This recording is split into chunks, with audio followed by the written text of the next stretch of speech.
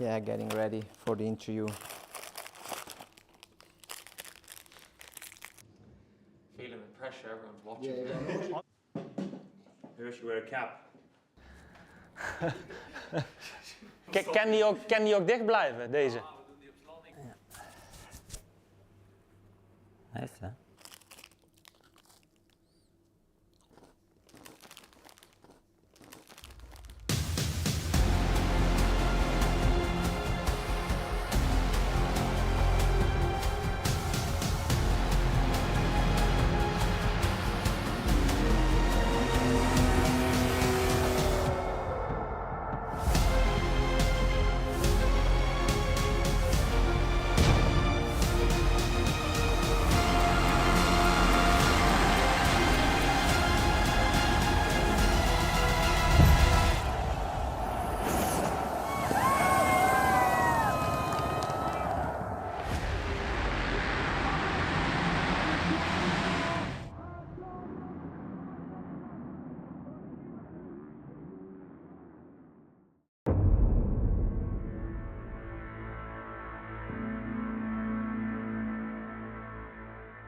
When people think of fast-paced motorsports that have money thrown at them, people naturally think of Formula One, MotoGP, but actually nestled in that same category, and maybe the most intense of them all, is MXGP. It's undoubtedly the most physically demanding sport in the world, and also these are riders that are racing on back-to-back weekends in different countries and different continents. MXGP is one of the most exciting series in the world currently for motorsport. Anything can happen, any time of day. These guys are putting in the work. It's a full-time job. If you haven't done the work, if you haven't done the preparation, if you haven't sacrificed everything else to be ready for that war on Sunday afternoon, it will show up and you will regret it. MXGP is a global encapsulation of motocross, really. A frankly ridiculous sport that blends extremes of skill, bravery, fitness, judgment, and, let's be honest, wanton delusion. I'm Jeremy Siever, I'm from Switzerland and I ride for Monster Energy Yamaha Factory MXGP.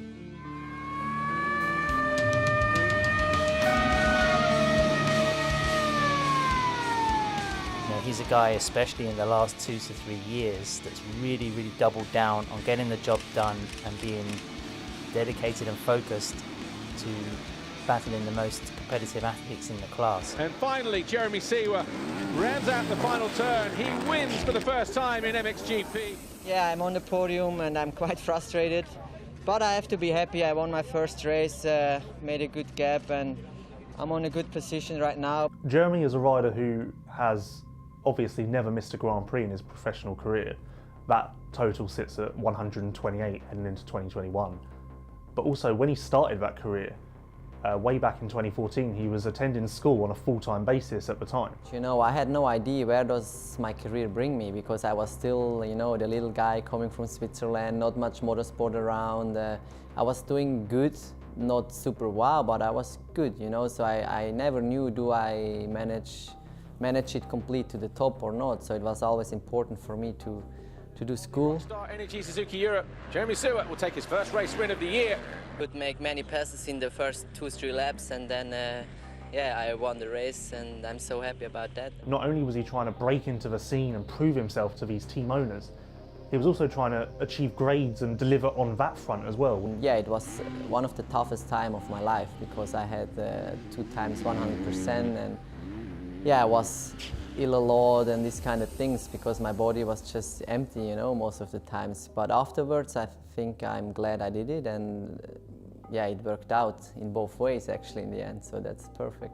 The fact that he's started every Grand Prix of his career and hasn't missed a round to date is a phenomenal commodity. I think it's something worthwhile that manufacturers maybe don't rate as much as the potency to win events or that kind of outright speed that we see in Jeremy Siever's rivals, but his championship finishes, you know, bear testament to his consistency. His effort level is really what seems to make the difference for me. I don't believe that there's anyone in this class that is trying harder to go faster than Jeremy Siever. And you can see the mistakes being made. You can see many times that he's riding over his head a bit. He's a little bit out of control. but I think he's come to the conclusion that that's what it takes to ride with the likes of Geiser and Hurlings and Cairoli, then he's willing to do it. And I believe if he can stay healthy, if he can continue to improve and find this pace becoming more comfortable, that's going to be a very dangerous situation for the rest of the field. We can see, we can feel that he is growing, he is stronger himself, he is stronger mentally. Every year he is more confident and also believe that he can be in the front, he can also win GPs, and sure, everything will help him for this year and maybe year after to be world champion.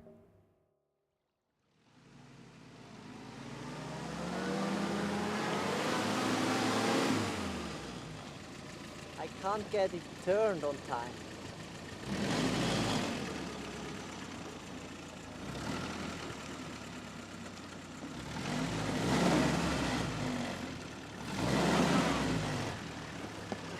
Cool. Got the gun with me, you know, just in case of emergency. I mean, yeah, it's not loaded, so don't worry. All legal, all legal. Yeah, super cool. I got to show you the horn actually. This is the cool thing. Here we go.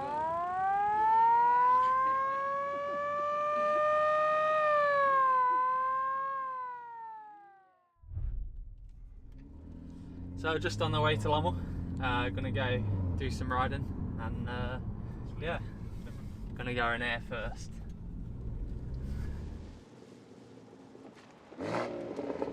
Turn traction off.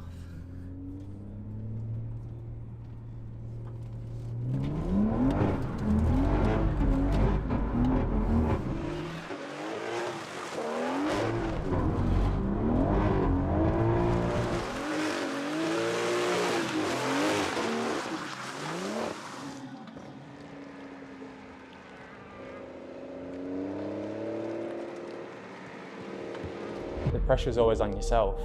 You know what you need to do, and if you want to continue on this path and have the support that you have now, yeah, you always have to give everything, and it doesn't matter if you're on a private team or if you're on the best factory team in the paddock.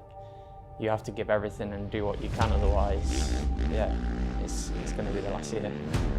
I think for the Yamaha team, if they truly want to be competitive and have a chance to win this MXGP crown, they have to take it seriously. We saw how potent Jeremy Seewer was last year and the steps forward he's taken. But if you look at the return of Jeffrey Hurlings, you look at the competitiveness of Romain Febvre, and Antonio Cairoli surely wants to get that 10th crown. You have the returning champion of Tim Geiser. There are so many riders that are in their way. It's still going to be a challenge. Red Bull KTM are a dominant force in MXGP. That's fact. HRC have now risen to that level following the multiple titles that Tim Geiser has acquired, and it would seem that Yamaha are the next in line to do that, thanks to a team owner who simply won't stop. It really seems as though Louis Vosters won't let anything get in the way of him achieving his dream. Whether the team needs more manpower, more resources, or even just money thrown at the operation. It just seems as though nothing's going to stop him or stand in the way of his dream. Yeah, sure. Without Louis, I will be not here, and yeah, Louis give everything for the rider, for the team, for me. The fact that he decided to create his own team was a very powerful and forceful movement, and the resources and the quality and everything he's put into the setup is something I think that's made the Monster Energy Yamaha MXGP team one of the most envious in the paddock.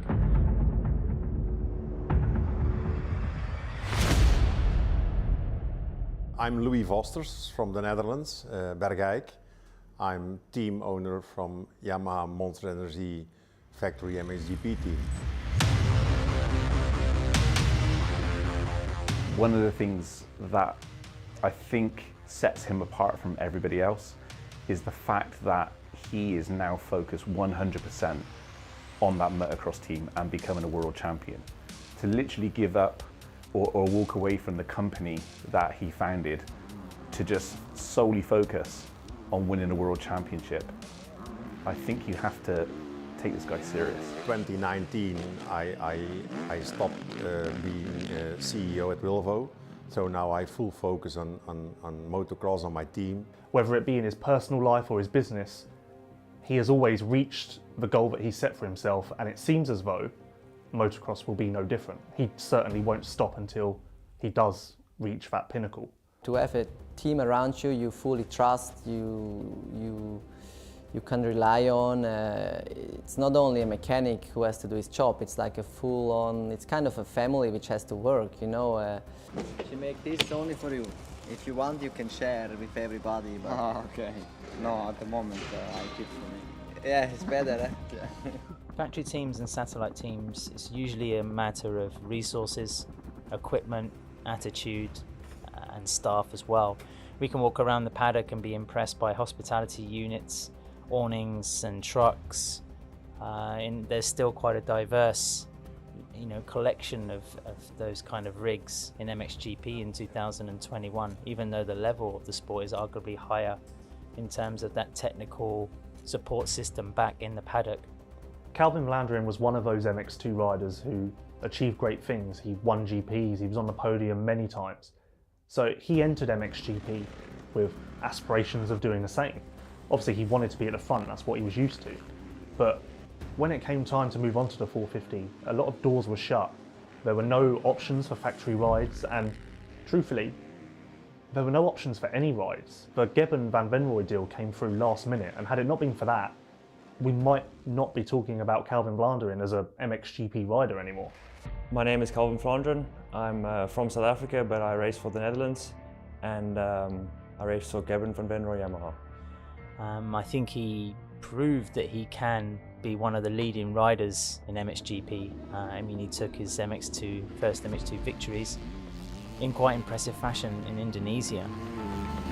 And here he is, Calvin Vlanderen. Team HRC takes the win and the overall victory here at the MXGP of Indonesia. It's unbelievable. I mean, there's no words for it. I'm just speechless. Those last 2 laps were so long. The team was encouraging me. I just pushed, but it's incredible. I just want to say thanks to my whole team, my family, my girlfriend, and lucky that she's not here, but just everyone, thanks so much. One thing that's been holding Calvin back has just been the attrition that's eaten away at his results in terms of putting together a consistent campaign. Injury is probably one of the biggest, or the biggest rival any rider will face when it comes to motocross and Grand Prix racing. And at the moment, Calvin is still trying to get the better of that foe. Yeah, we're here in Eindhoven today for some physio, some rehab for the knee. It's not really rehab anymore. I'm pretty much past that phase, but it's just building the muscles up and getting it strong to be back on the bike. That's necessary at the moment. So coming back from an injury is incredibly difficult because not only are you chasing riders that have been training and testing during your downtime, you're also trying to just get your body back to full strength on the level that it was pre-injury. So the two most important aspects of returning from injury are managing expectations so you don't get disappointed if there are struggles, and then setting attainable goals so you can continue to improve throughout the season. And hopefully by the end of the season, you're right back where you were, but it has to be a process. Riders who come from good backgrounds have the opportunity to pay for rides, pay for deals, and accelerate their career a little bit. Obviously not everyone can do that, and in Calvin's situation, he's come across from South Africa with nothing, no family. He's really building himself as a person from zero. My dad got a call from a German team, Bodo Schmidt, say, oh, we want Calvin to race the full season, we want him to stay here in Europe. And I was like, yeah, damn, I want to race for sure, I want to stay here. So I had the bag for 3 weeks. I lived off that the whole year. And just looking back, like where I lived like in a small passageway to the bathrooms of this workshop. But at that age, you don't know any better. You just, you have one goal, and that's to race here, and you want to make it as a MXGP World Championship racer. The fact that Mitch Evans was bumped into HRC meant that the bosses, the likes of Marcus de Freitas, Roger Harvey, and the rest of the crew, in red, saw something in the Australian which he had proven in fleeting outings in MX2. You could argue and say that his rate of injury and accidents was on a similar level to Calvin, so who deserved the ride more? But there is something to be said for the way a rider moves in a team, the way a rider builds a team, the way a rider works with a motorcycle, develops it, and creates a bit of a team ethos. And maybe HRC thought that Mitch was a better fit or a brighter prospect in terms of what he could offer in future years. Having said that, I think Calvin is an extremely capable rider. If he can stay healthy, avoid the mishaps, misfortune, and keep his confidence up, then I think he's going to be proving a lot of people wrong. It frustrated me a lot when it happened. When I heard that Mitch got signed instead of me, I was like, you know, why him? Why not me? I was like, on paper I can show the team that I'm the better rider, but anyway, at the time I was really angry, and I've put that in the past, and I've moved on, and I'm still good friends with everyone in Honda. They treated me really well, but you know, I won't forget how they finished with me, when they put it like that. I believe the story for Calvin Blandern is he just needs to show patience. This MXGP field is incredibly deep, and there's talent everywhere you look. So I think if you're Calvin, you continue to improve, you continue to work on your skill set, and each and every time you get the opportunity, you have to make the most of it. You have to show promise. So when it does come time for a contract, you're right at the top of the list for potential riders. I definitely believe that if I feel comfortable on the bike and I'm in a good space, I can definitely be fighting for podium, 100%. I don't have one single doubt in my mind, and that's going to lead me to get a factory team, 100%.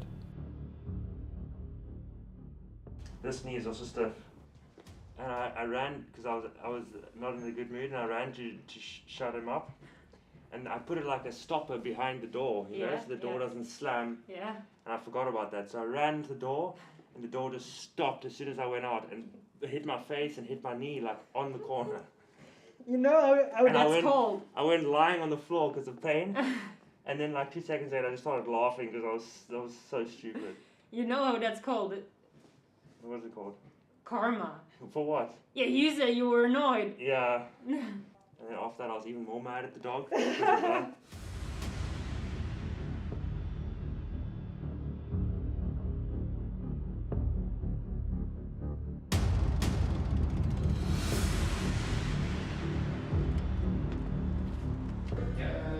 the back, like that. Just make sure you're completely within the lines here. Yeah, Yamaha took the decision for Ben to put him here in our team. It was quite late in the season, but at the end of the season actually. But I think it's really good to have one young rider, one talented young guy with those top riders. I think this will work. Very good. Motocross was something I just did for fun, and you know, it was becoming more serious, you know, through the years, and yeah, to be here now is, when you look back, it's been an incredible journey. Ben Watson is now Great Britain's hope, essentially. He's on a factory team. He's exited the MX2 class with 2 overall wins and multiple podiums. At the end of 2020, he was undoubtedly one of the leading riders, not only in the MX2 class, but in Grand Prix overall in terms of his form and his confidence. Ben Watson, 3rd on Sunday, 2nd on Wednesday. Your overall winner here today for the first time in his career. Obviously the ultimate goal is to become a world champion, and that is, you know, my next step, what I have and what I, you know, really want to achieve before I stop racing a bike. And he really fits on the 450. So what we see now, his riding and riding style, and he looking really good on the 450. Sure, he need to be still more faster, but I hope I know it's will coming. Okay, come on. Push. Okay. Thanks. Yep.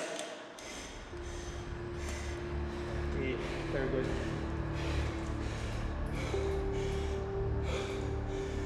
Good results as well. Yes, Herlings is fast, Prado is fast, Cairoli is fast, Geyser is fast. It are really top guys, but here for our riders, everything is here in place. So I think we can go for it, and everything I did in my life, I try to do for 100%. So also, this chapter in my life, I want to win and to win a title. Like you say, yeah, I can beat anybody now. It's just a matter of consistency and bring it through 20 GPs. The MXGP class in 2021 is so stacked with many potential winners. Louis Vosters is obviously hoping to get to the front of the pack with his 3 riders. He's got the returning Jeremy Seewer, young promising rookie Ben Watson, and then new signing 5-time GP winner Glenn Koldenoff. Koldenoff has really put himself on the map in recent years with many GP wins, many podiums, Motocross of Nations success. He's really established himself as a potential title winner in the future. He just needed that extra little edge. And that's why he's joined forces with Monster Energy Yamaha Factory MXGP and Louis Vosters. My name is Glenn Koldenoff. I'm riding for Monster Energy Yamaha Factory MXGP.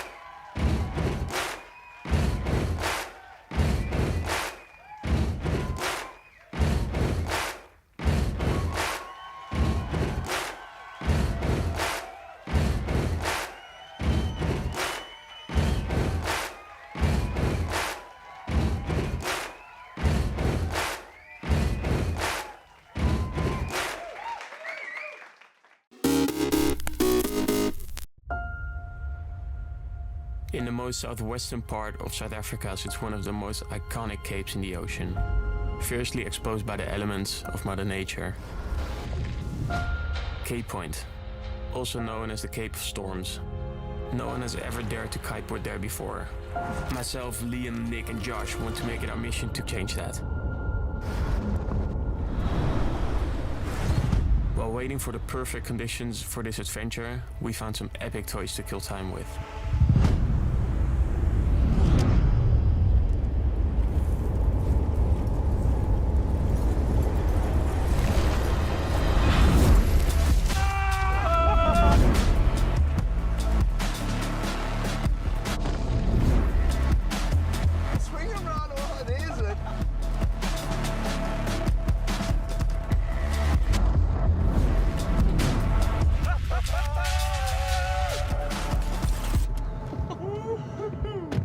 How was that, man?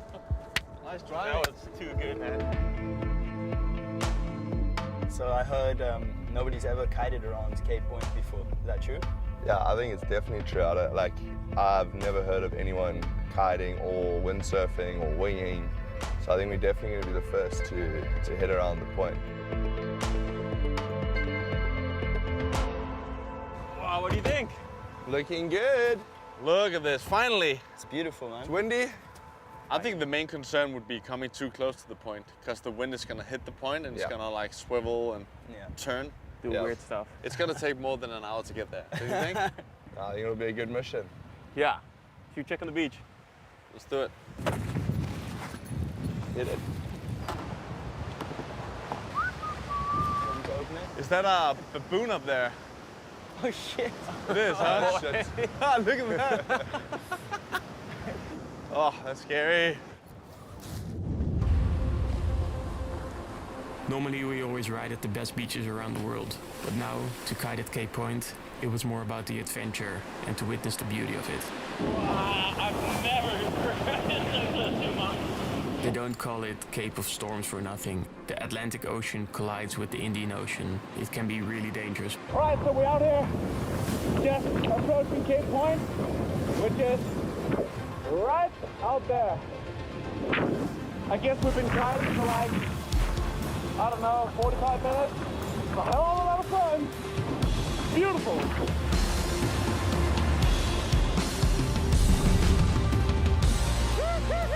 Beautiful.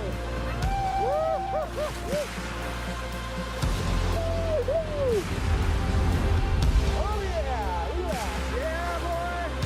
Cape Point. We made it.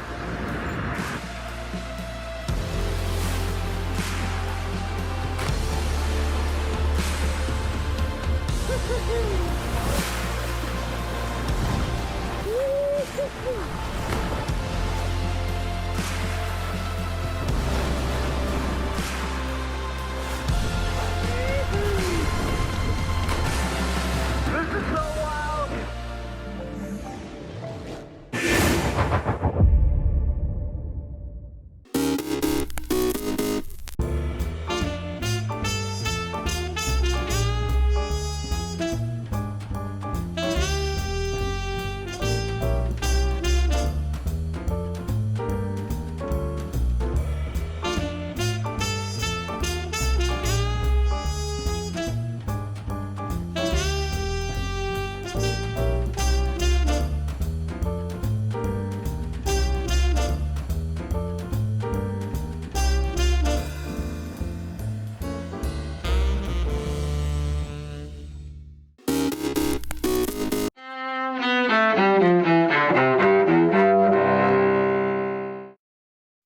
December 10th, 1964.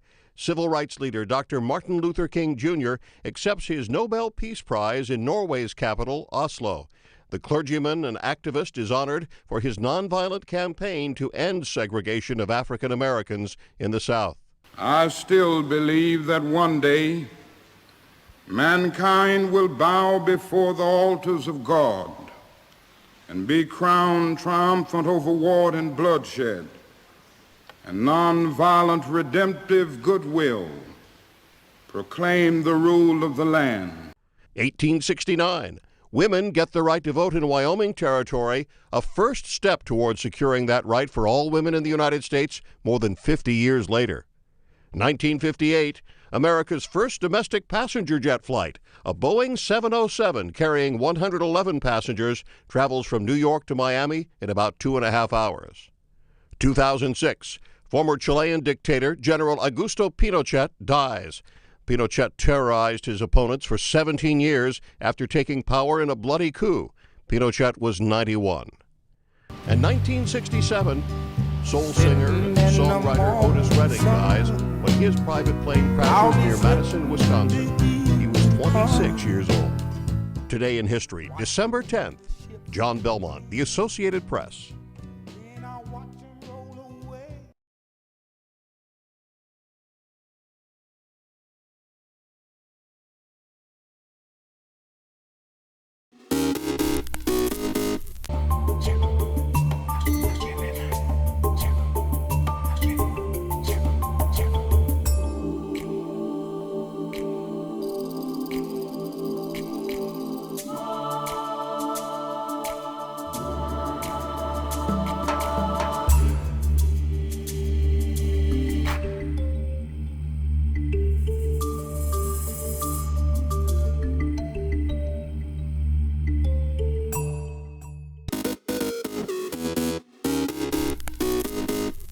Welcome back in our studio, and in today's news,